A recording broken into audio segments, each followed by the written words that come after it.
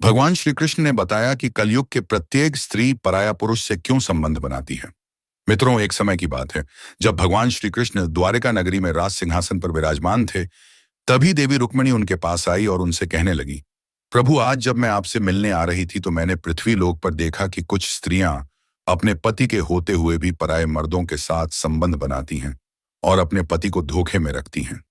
प्रभु, इसे देखकर मेरे मन में दो प्रश्न उठे हैं और मैं चाहती हूं कि आप मेरे दोनों प्रश्नों के उत्तर देकर मुझे संतुष्ट करें। भगवान श्री कृष्ण मुस्कुराते हुए बोले, हे देवी, तुम्हारे मन में जो भी प्रश्न है मुझे बताओ। मैं तुम्हारे दोनों प्रश्नों के उत्तर देकर तुम्हें संतुष्ट करने का प्रयास करूंगा। तब देवी रुक्मिणी बोली, प्रभु, मेरा पहला प्रश्न यह है कि कलयुग की स्त्रियां अपने पति के होते हुए भी पराये मर्दों से संबंध क्यों रखती हैं? और मेरा दूसरा प्रश्न यह है कि जो स्त्रियां अपने पति के होते हुए भी पराये मर्दों से संबंध बनाती हैं, उन्हें नर्क लोक में कौन सी सजा मिलती है? भगवान श्री कृष्ण ने कहा, हे देवी, आज आपने जो कलयुग की स्त्री के विषय में मुझसे प्रश्न किए हैं, वह सत्य है कि कलयुग की कुछ स्त्रियां अपने पति के होते हुए भी पराये मर्दों से संबंध बनाती हैं। किंतु इसके पीछे कलयुग की प्रत्येक स्त्री को मिला हुआ एक श्राप है और उसी श्राप के कारण यह स्त्रियां ऐसा करती हैं। देवी रुक्मिणी ने पूछा, कौन सा श्राप? प्रभु भगवान श्री कृष्ण ने कहा, इसके पीछे कई वर्षों पहले घटित एक घटना है जिसे मैं तुम्हें एक कथा के माध्यम से बताता हूं। इस कथा को सुनकर तुम्हें पता चल जाएगा कि किस श्राप के कारण स्त्रियां पराये मर्दों से संबंध रखती। लेकिन इस कथा को पूरे मन से अंत तक सुनना, क्योंकि इस कथा को जो स्त्रियां पूरा अंत तक सुनती हैं, वे अपने जीवन में कभी भी पराये मर्दों के साथ संबंध नहीं बनाती हैं।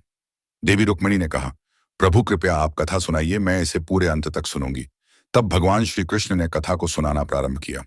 एक समय की बात है जब कलयुग शुरू हो रहा था तभी सोनभद्र देश में हर्षवर्धन नाम के एक राजा रहते थे।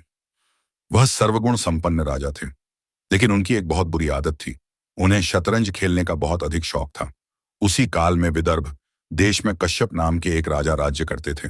उन्होंने दमन राक्षस को प्रसन्न करके उनसे वरदान के रूप में 4 संतानें प्राप्त की थीं, जिसमें से 3 पुत्र और एक पुत्री थी। पुत्रों के नाम थे दमदयत, दमन और पुत्री का नाम दुर्गावती था। दुर्गावती बहुत अधिक सुंदर और गुणवान थी। उस समय तीनों लोकों में दुर्गावती के समान सुंदर कोई भी कन्या नहीं थी। फिर एक दिन की बात है जब राजा हर्षवर्धन अपने महल के बगीचे में टहल रहे थे, तभी उनकी नजर वहां पर खेल रहे कुछ मोरों पर पड़ी। वे सभी मोर बहुत अधिक खूबसूरत थे और उनमें से एक मोर तो बहुत ही मनमोहक था। उसे देखकर राजा हर्षवर्धन बहुत मोहित हो गए और उस मोर के पास जाकर उसे पकड़ लिया। तभी मोर ने राजा से कहा, हे राजन, अगर आप मुझे छोड़ देंगे तो मैं तीनों लोगों की सबसे सुंदर स्त्री दुर्गावती के पास जाकर आपके सुंदरता और गुणों का ऐसा वर्णन करूंगा कि वह आपसे प्रेम करने लगेंगी और आपसे विवाह कर लेंगी। उस मोर की यह बात सुनकर राजा हर्षवर्धन ने मन में सोचा, कितना अच्छा होगा यदि राजकुमारी दुर्गावती से मेरा विवाह हो जाएगा। इतना सोचकर राजा हर्षवर्धन ने उस मोर को छोड़ दिया। इसके बाद वह सभी मोर उड़कर राजकुमारी दुर्गावती के उद्यान में चले गए। वहीं दूसरी तरफ दुर्गावती मोरों को अपने महल के उद्यान में देखकर बहुत खुश हुई। फिर वह भी मोरों को पकड़ने के लिए उनके पास गई और दुर्गावती ने भी उसी मोर को पकड़ा जिसे राजा हर्षवर्धन ने पकड़ा था। जब राजकुमारी दुर्गावती ने उस मोर को पकड़ा तो मोर ने राजकुमारी से कहा, हे रानी दुर्गावती, सोनभद्र देश में हर्षवर्धन नाम के एक राजा रहते हैं। वह बहुत सुंदर हैं, मानो साक्षात कामदेव का ही स्वरूप हो। यदि आप उनसे विवाह कर लेंगी तो आपका जीवन सफल हो जाएगा। जैसे आप सभी स्त्रियों में सबसे अधिक सुंदर हैं, उसी प्रकार राजा हर्षवर्धन भी सभी पुरुषों में सबसे अधिक मनमोहक हैं। इसीलिए आप दोनों की जोड़ी उत्तम रहेगी। उस मोर की यह बात सुनकर राजकुमारी दुर्गावती के मन में राजा हर्षवर्धन से मिलने की इच्छा जाग उठी। फिर राजकुमारी दुर्गावती ने उस मोर से कहा, प्रिय मोर, तुम राजा हर्षवर्धन तक मेरा प्रेम संदेश पहुंचा दो। फिर मोर ने लौटकर राजा हर्षवर्धन को दुर्गावती का संदेश दे दिया। इसके बाद राजकुमारी दुर्गावती दिन रात राजा हर्षवर्धन का ही ध्यान करती रहती थी। राजकुमारी दुर्गावती राजा हर्षवर्धन से मिलने को व्याकुल हो रही थी, लेकिन उन्हें यह समझ नहीं आ रहा था कि वह राजा हर्षवर्धन से मिले तो कैसे मिले। दिन रात राजकुमारी दुर्गावती राजा हर्षवर्धन को ही याद करती रहती थी और खाना पीना भी नहीं खाती थी, जिसके कारण वह दिन प्रतिदिन कमजोर होती जा रही थी। फिर इस तरह कुछ वर्ष बीत गए और राजकुमारी दुर्गावती के पिता राजा कश्यप ने सोचा कि अब मेरी पुत्री विवाह के योग्य हो गई है, अब मुझे इसका विवाह करा देना चाहिए। फिर इतना सोचकर राजा कश्यप ने अपनी पुत्री दुर्गावती के स्वयंवर का आयोजन किया, जिसमें उन्होंने सभी देशों के राजाओं को स्वयंवर के लिए बुलाया। अब स्वयंवर का निमंत्रण मिलने के बाद सभी देश के राजा वहां पहुंचने लगे। उधर जब देवर्षि नारद से सभी देवताओं को भी दुर्गावती के स्वयंवर का समाचार मिला, तो देवराज इंद्र भी दुर्गावती के स्वयंवर के लिए निकल पड़े और राजा हर्षवर्धन को भी संदेश भेजा गया था। तो राजा हर्षवर्धन भी तुरंत ही दुर्गावती के स्वयंवर के लिए चल पड़े। अब राजा हर्षवर्धन के इतने अधिक सुंदर रूप को देखकर देवराज इंद्र ने रास्ते में ही अपने विमान को रोक दिया और अपने विमान से उतरकर सभी देवता राजा हर्षवर्धन के पास गए। फिर देवराज इंद्र ने राजा हर्षवर्धन से कहा, हे राजन, आप बहुत ही सुंदर और गुणवान हैं। कृपा करके आप राजकुमारी दुर्गावती के स्वयंवर में राजा बनकर नहीं, बल्कि हम लोगों के दूत बनकर चलिए और राजकुमारी दुर्गावती के पास जाकर उनसे कहिए कि हे सुंदरी देवराज, इंद्र, वरुण, अग्नि, कुबेर और यम देवता तुमसे विवाह करना चाहते हैं। इनमें से तुम जिसे चाहो उसे अपना पति स्वीकार कर लो। देवराज इंद्र की यह बात सुनने के बाद राजा हर्षवर्धन ने कहा, हे प्रभु, मैं एक दूत बनकर वहां कैसे जा सकता हूं, जबकि मेरा और आप लोगों का वहां जाने का एक ही उद्देश्य है। इसीलिए मैं आपका दूत बनकर नहीं जा सकता, क्योंकि मुझे भी राजकुमारी दुर्गावती से विवाह करना है।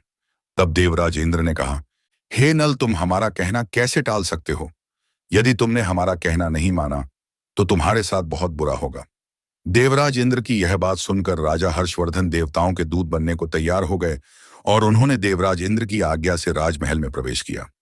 राजा हर्षवर्धन के महल में प्रवेश करते ही दुर्गावती और उनकी सहेलियां भी राजा हर्षवर्धन के सुंदर रूप को देखकर उन पर मोहित हो गईं और शर्म के मारे कुछ न बोल पा रही थी।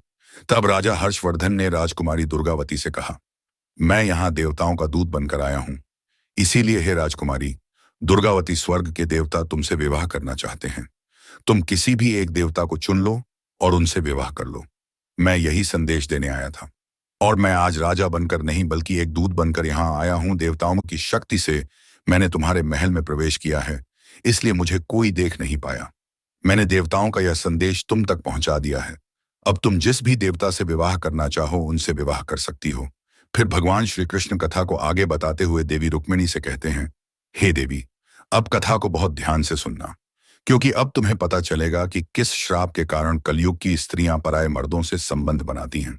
तब देवी रुक्मिणी ने कहा, ठीक है। तो कथा को आगे बताते हुए भगवान श्री कृष्ण ने कहा, फिर राजकुमारी दुर्गावती राजा हर्षवर्धन से कहती हैं, हे राजन, मैं किसी और से नहीं बल्कि आपसे ही विवाह करना चाहती हूँ। मुझे आपके अलावा और कोई भी नहीं चाहिए। जिस दिन से मैंने मोरों की बात सुनी है, तब से ही मैं आपसे मिलने के लिए बहुत व्याकुल हो रही हूँ और तभी से मैं आपसे बहुत अधिक प्रेम करने लगी हूँ।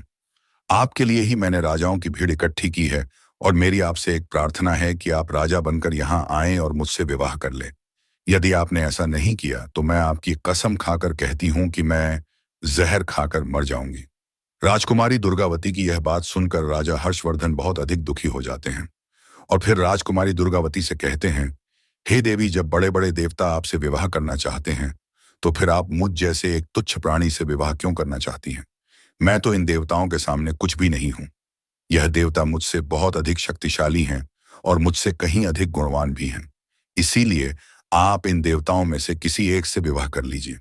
राजा हर्षवर्धन की यह बात सुनकर राजकुमारी दुर्गावती बोली, मैं आपको वचन देती हूं कि मैं आपको ही पति के रूप में स्वीकार करूंगी और किसी को नहीं। तब राजा हर्षवर्धन ने कहा, परंतु इस समय मैं राजा बनकर नहीं बल्कि यहाँ देवताओं का दूत बनकर आया हूं, इसीलिए इस समय मैं आपसे विवाह करने के योग्य नहीं हूं। तब राजकुमारी दुर्गावती बोली, इसके लिए मेरे पास एक उपाय है। यदि आप उस उपाय के अनुसार कार्य करेंगे तो आपको दोष भी नहीं लगेगा और हमारा विवाह भी संपन्न हो जाएगा। तो राजा हर्षवर्धन ने कहा, कौन सा उपाय है? तब राजकुमारी दुर्गावती बोली, उपाय यह है कि आप भी अन्य राजाओं के साथ स्वयंवर मंडप में आएं और मैं आपको ही वरमाला डाल दूंगी, जिससे हमारा विवाह हो जाएगा। रानी दुर्गावती की यह बात सुनकर राजा हर्षवर्धन वापस देवताओं के पास पहुंच गए और जब देवताओं ने पूछा तो उन्होंने बताया कि वे रानी के पास दूत बनकर ही गए थे, लेकिन रानी दुर्गावती और उनकी सखियां सभी मुझ पर ही मोहित हो गई हैं। जब मैंने उनके समक्ष आप लोगों के विवाह का प्रस्ताव रखा तो राजकुमारी दुर्गावती ने आप लोगों से विवाह करने से मना कर दिया और कहा है कि आप देवताओं के दूत बनकर नहीं बल्कि राजा बनकर मेरे स्वयंवर में आएं। तब देवताओं ने कहा, ठीक है, आप भी राजकुमारी दुर्गावती के स्वयंवर में चलिए। फिर कुछ ही समय बाद सभी देवता और सभी देश के राजा राजकुमारी दुर्गावती के स्वयंवर में पहुंच गए। फिर राजा ने अपनी पुत्री दुर्गावती से कहा, हे पुत्री, अब आप इन सभी में से जिसे चाहो उसे वरमाला पहना सकती हो। तब राजकुमारी दुर्गावती राजाओं की भीड़ में राजा हर्षवर्धन को ढूंढने लगी।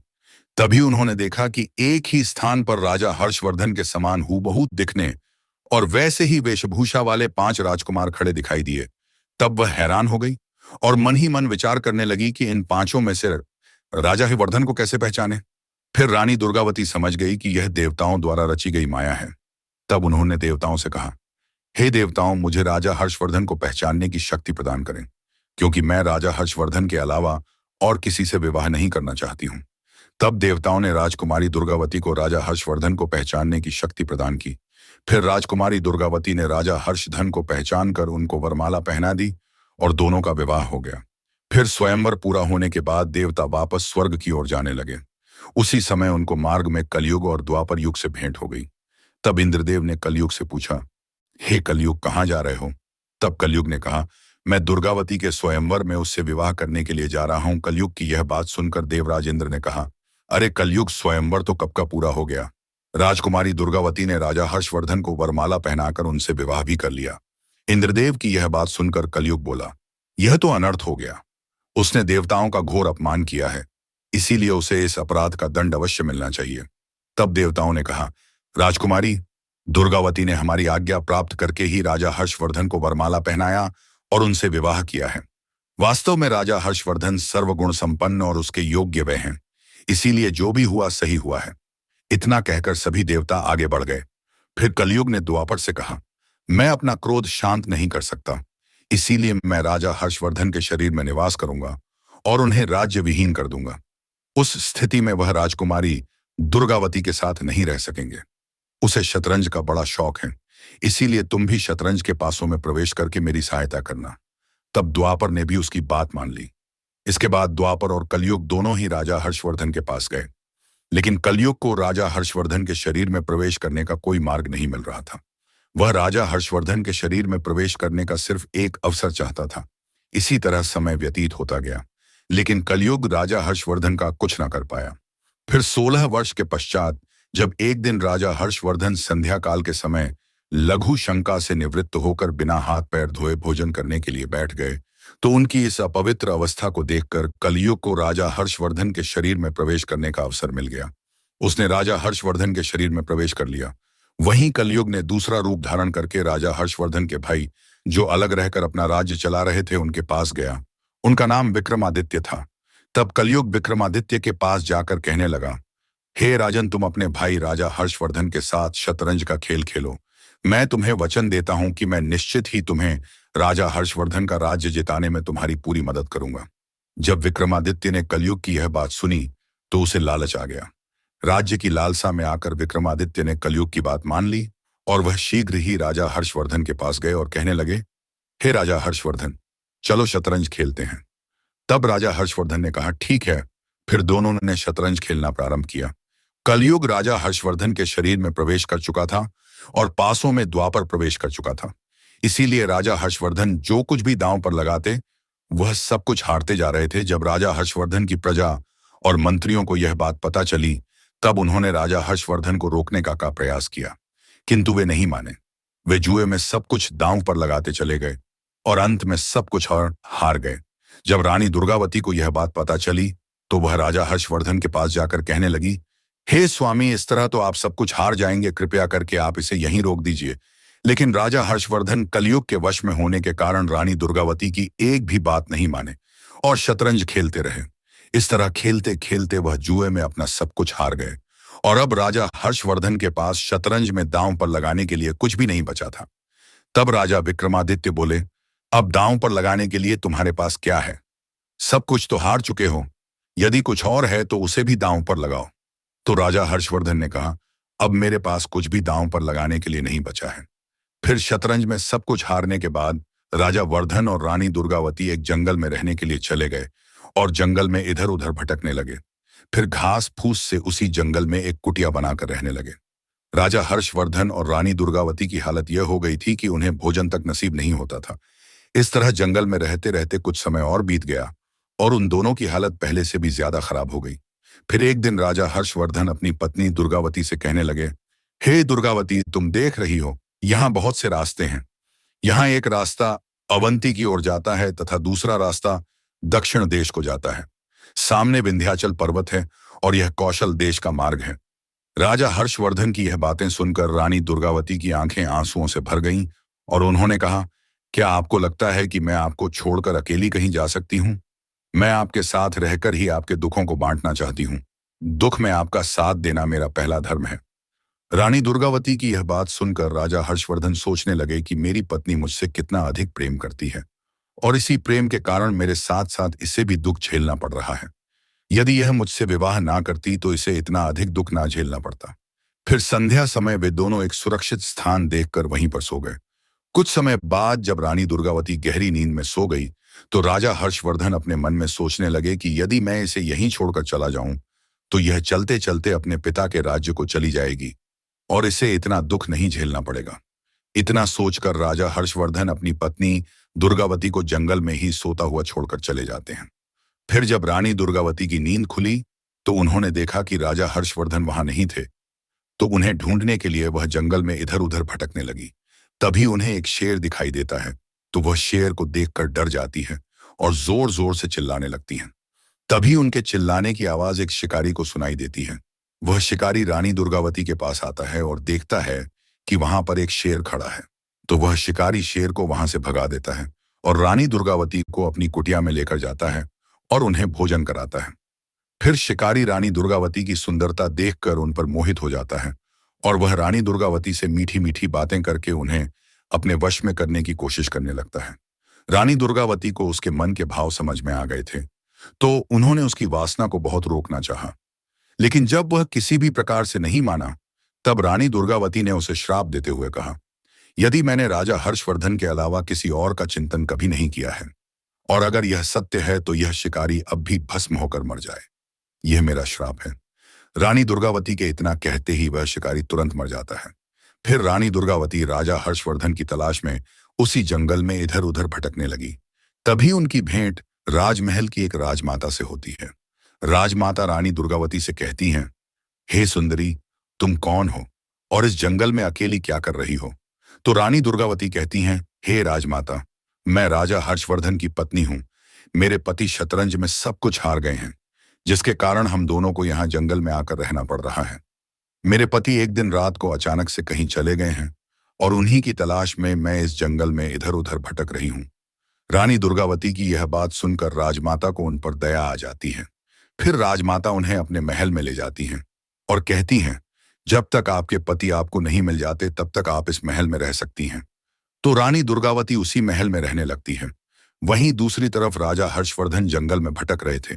फिर आकाशीय बिजली गिरने से उस समय जंगल में आग लग गई। तभी राजा हर्षवर्धन को किसी के चिल्लाने की आवाज आई, तो वह उस तरफ दौड़ पड़े। वहां पहुंचकर उन्होंने देखा कि नागराज कुंडली मारकर बैठे हुए हैं। तो राजा हर्षवर्धन ने उनसे कहा, हे नागराज, आप कौन हैं और इस तरह यहाँ क्यों बैठे हुए हैं? नागराज ने कहा, हे राजन, मैं करकोट नाम का सर्प हूं। मैंने नारद मुनि को धोखा दिया था, इसलिए उन्होंने मुझे श्राप दिया था कि जब तक राजा हर्षवर्धन तुम्हें ना उठा ले तब तक तुम यहीं पड़े रहोगे। आपके उठाने पर ही मुझे श्राप से मुक्ति मिलेगी। फिर राजा हर्षवर्धन उस सर्प को उठाकर जंगल से बाहर ले आए। इसके बाद करकोट नाग ने राजा हर्षवर्धन को डस लिया और कहा, हे राजन, मैंने तुम्हारा रूप बदल दिया है ताकि तुम्हें कोई पहचान ना सके। अब तुम निडर हो गए हो। फिर करकोट वहां से अंतर्ध्यान हो गए। इस बीच भगवान श्री कृष्ण को आगे बताते हुए देवी रुक्मिणी से कहते हैं, हे देवी, फिर जब राजा कश्यप को यह समाचार मिला कि उनके दामाद राजा हर्षवर्धन और पुत्री दुर्गावती अपना महल छोड़कर जंगल में रहने चले गए हैं, तब उन्होंने सुखदेव नाम के एक ब्राह्मण को राजा हर्षवर्धन और रानी दुर्गावती का पता लगाने के लिए भेजा। सुखदेव रानी दुर्गावती को ढूंढते ढूंढते उसी महल में जा पहुंचे जहां पर रानी दुर्गावती रहती थी। फिर वह रानी दुर्गावती के पास गया और कहने लगा, मुझे तुम्हारे पिताजी ने भेजा है और कहा है कि तुम्हें और तुम्हारे पति राजा हर्षवर्धन को मेरे दरबार में लेकर आओ। तो रानी दुर्गावती ने उसे सारी बात बताई और कहा कि राजा हर्षवर्धन कई दिनों से गायब हैं और उन्हीं की तलाश में मैं इधर उधर भटक रही हूं। रानी दुर्गावती की यह बात सुनकर सुखदेव राजा कश्यप के पास गए और उन्हें सारी बात बताई। सुखदेव की यह बात सुनकर राजा कश्यप ने अपनी पुत्री दुर्गावती का दोबारा से विवाह कराने का फैसला किया और फिर अपनी पुत्री दुर्गावती को अपने महल में बुला लिया। सभी राज्यों में अपनी पुत्री के स्वयंवर के लिए घोषणा करा दी। फिर जब राजा हर्षवर्धन को इस बात का पता चला कि रानी दुर्गावती का दोबारा से विवाह होने जा रहा है, तो राजा हर्षवर्धन बहुत अधिक क्रोधित हुए। रानी दुर्गावती के स्वयंवर के लिए सभी देशों के राजा आए। तभी राजा हर्षवर्धन भी वहां पहुंच गए, और जैसे ही रानी दुर्गावती ने राजा हर्षवर्धन को देखा, तुरंत ही उन्हें गले लगा लिया और अपने पिता से कहने लगी, पिताजी, अब मैं दूसरा विवाह नहीं करूंगी, मैं अपने पति के साथ ही रहना चाहती हूं। तो राजा कश्यप ने कहा, ठीक है। किंतु राजा हर्षवर्धन को इस बात पर बहुत अधिक क्रोध आ रहा था कि मेरे होते हुए रानी दुर्गावती का विवाह दोबारा क्यों कराया जा रहा था। इसी बात से नाराज होकर राजा हर्षवर्धन ने रानी दुर्गावती को श्राप देते हुए कहा, हे रानी दुर्गावती, जिस तरह तुम मेरे होते हुए दूसरे पुरुषों की ओर आकर्षित हो गई थी, इसी तरह कलयुग की प्रत्येक स्त्री अपने पति के होते हुए भी दूसरे पुरुषों की ओर आकर्षित होगी और अपने पति के होते हुए भी पराये मर्दों से संबंध रखेगी। मित्रों, अगर आप सभी को यह कथा अच्छी लगी हो तो आदि कथा चैनल को सब्सक्राइब करें, साथ ही बेल नोटिफिकेशन को दबाना ना भूलें। मित्रों, आप सभी का हृदय से धन्यवाद।